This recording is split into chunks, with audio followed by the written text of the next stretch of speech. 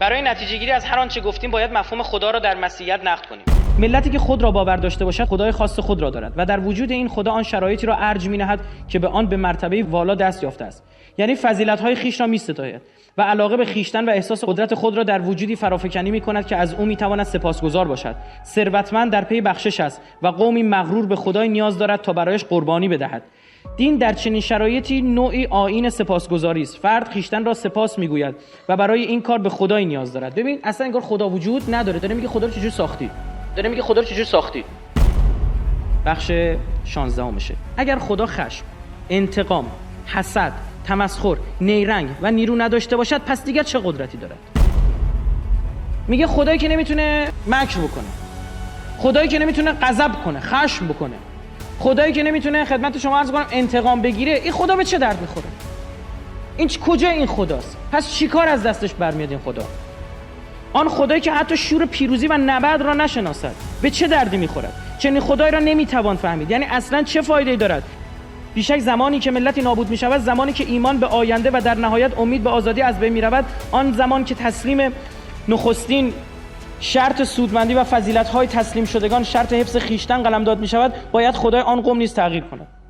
آقا میگی خدا نمیتونه مکر داشته باشه؟ کی گفته خدا مکر نداره؟ و مکر الله والله. چرا واسه خود داری تصمیم میگیری شما؟ البته این بنده خدا اینجا چرا چی میگه؟ مسیحیت رو میگه. اسم کتابش گذاشته آنتی کرایست، دجال، ضدیت با مسیح. اما نتیجه گیری کلی نسبت به دین هست. نمیتونیم نادیده بگیریم. کی گفته خدا خشم نداره، غضب نمیکنه؟ و من یقتل مؤمنا متعمدا فجزاه جهنم خالدین فیها فغضب الله علیه و لعنه و اعد له عذابا عظیما. خدا غضب میکنه. کی گفته خدا انتقام نمیگیره؟ بیا تو قرآن بهت نشون بدم. انا منتقمون، ما انتقام گیرنده ایم.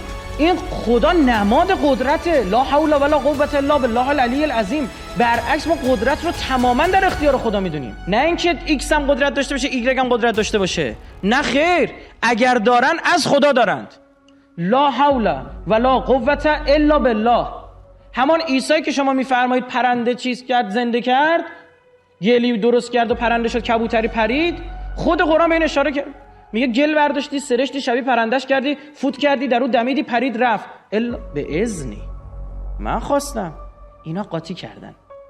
بحث تجلی معصوم رو نمیفهمیدن که امام معصوم میتونه تجلیگاه خدا باشه. اما خداوند متعال وقتی تجلی میکنه بعضی خودشون قاطی میکنن. آدمایی که به بحث اکتساب مکارم اخلاقی پیش میرن، میخوان خودشون رو خوب بکنن، به یه جایی میرسن خوبی‌های این جلوه خدا رو در وجود خودشون هی میبینن، قاطی میکنن، میگن من خدا میام. اما یکی لسان صدق داره، دیگه نمیگه من خدا. و بحث اون همینه. بله، در وجود مبارک حضرت مسیح صفات جمال خدا تجلی کرده. صفات چی؟ جمال خدا. اما خدا صفات جلال هم داره. و انسان کامل کسی است که صفات الهی تماما در او تجلی بکنه. مهربانی حضرت مسیح مثالی که میزنن شما میبینید ای چقدر شبیه امیرالمومنین، چقدر شبیه حضرت رسول. اما این طرف شما صفات جلال خدا در وجود نازنین امیرالمومنین میبینید که وقتی شمشیر میزنه کسی جرأت تاب ایستادن در مقابلش نداره. آقا این آدم پارادوکسیکاله. نه تو کج کله‌ای، تو کاریکاتوری نمیفهمی. تو یا خوبی دماغ بزرگ یا بدی دماغ کوچیک میبینی. کاریکاتور اینه. آدم معقول اینه، به وقتش از حقش دفاع میکنه، به وقتش عبادت میکنه، به وقتش دنبال علم میره، ازدواج میکنه، میجنگه وقتی بخواد به حقوقش تعدی بشه و تجاوز بشه، در عین حال به مردم نسبت به مردم مهربانه، کار مردم رو راه میندازه. خب این کجاش مشکل داره؟ ببینید اینا این طرفو نفهمیدن. الان مثلا میبینید یه سری جریانات تبشیری در کشور رو انداختن، مسیحیت تبشیری میاد راه حضرت مسیح میذارید تو گوشش این برام، حضرت مسیح مهربان بود، حضرت مسیح فلان. من ببخشید شرمنده، این حضرت مسیح که داره تعریف می‌کنه اصلا برای من جا نیفتاده.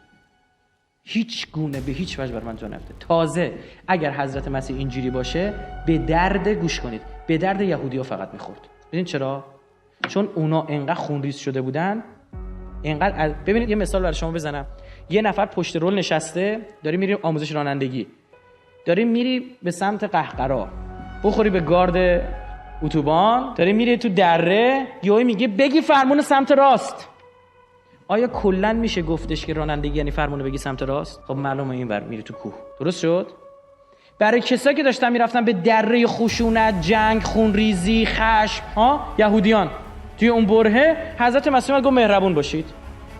برای کسایی که خیلی زنا میکردن گفت زنا نکنید، گفتن حضرت مسیح کلا با میل جنسی مشکل داشت، هر روز هم دیگه رو میکشتن. مثلا گیری میگه اگه زدنتون این برام بگید. بابا این بحث داره، این باید آنالیز بشه. همچین خدای ما هم قبول نداریم، خدایی که نتونه از خودش دفاع کنه، خدایی که نتونه ظالمان رو عذاب بده، خدایی که نتونه در مقابل مکر مکاران بیسته، خدایی که کلاه سرش بره، خدایی که در شما در تورات سفر آفرینش کتاب اول تورات خدا کلاه سرش نمیره، کلاه سرش رفته دیگه. ما رفتیم درخت میوه علم خوردیم تمام شد دیگه. الان خدا باید بود نعوذ بالله گافی که داده جمع بکنه.